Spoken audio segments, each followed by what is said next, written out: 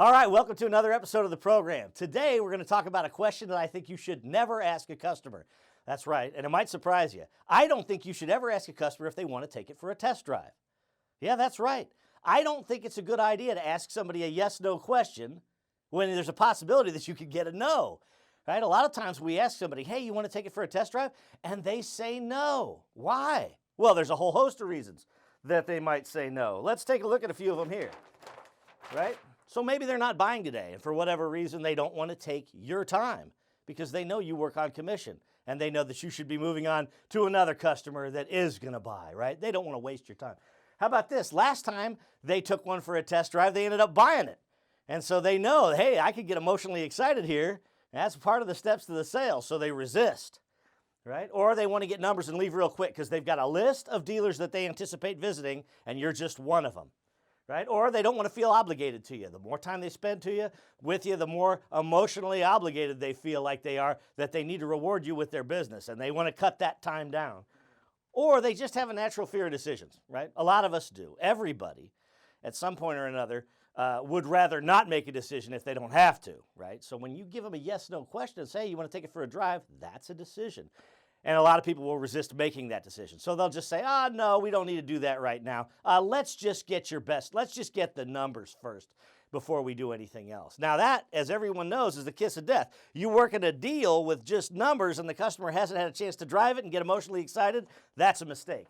So what do you do instead? Well, here's what you do.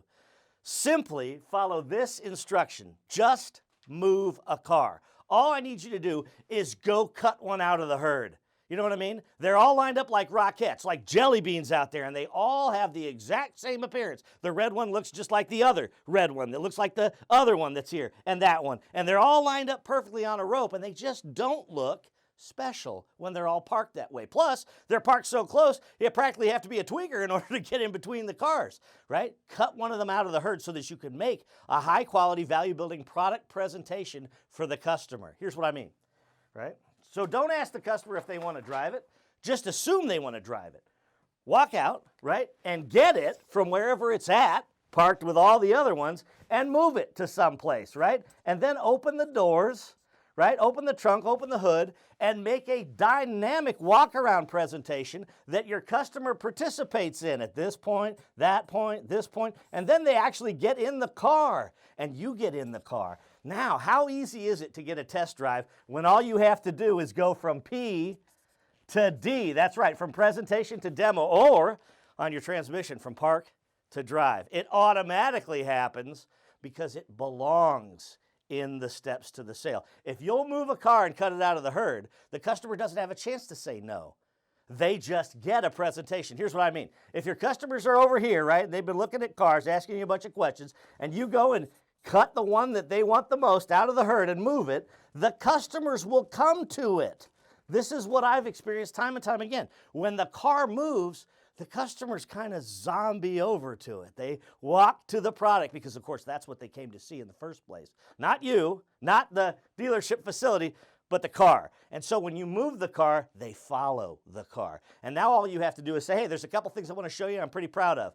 And then you start your presentation. Once they get the presentation, then you don't have to worry about asking if they want to drive it. They're in the car because your presentation ends with the primary driver in the driver's seat, right? And if there's another driver, you put them in the side seat, and then you just get in the back and say, all right, guys, let's go.